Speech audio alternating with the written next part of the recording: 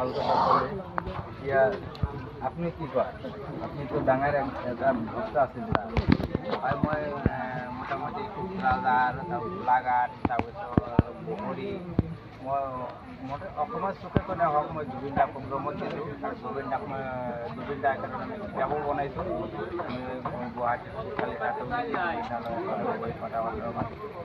R আমাৰ মাদেৰ কৰা জুবিন দা প্ৰথমে এনেকে আমাৰ গেল আন্তৰিক জ্ঞাপন কৰি। তাৰ লগত আমি বহুত মৰ্মাহত আমাৰ জুবিন সকলৰ মৰমৰ ৰাখি আৰু অসমৰ চুকে কোণে প্ৰগ্ৰাম কৰিছে।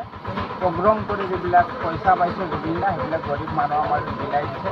সেইবিলাক আমি নিজে চাইছোঁ। আৰু জুবিন দা আৰু গুৱাহাটীত যিটো শিশু যিবিলাক সুৰক্ষা হেৰি আছে তাতো আমি চাইছোঁ, বহুতখিনি জুবিন দাৰ বহুত অনুৰাগী চাইছোঁ। সৰু বাচ্চা হওক ডাঙৰ হওক এইবিলাক মাজত পইচা বিতৰণ কৰিছে। সেইকাৰণে আমি জুবিন দাক আজি বৰপেটা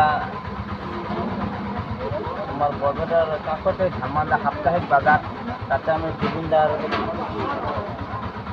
আপোনাৰ শ্ৰদ্ধাঞ্জলি কামনা কৰিছোঁ। আমি এইখিনি আৰু মানে বহুত উপকৃত হৈছোঁ। ভিডিওটি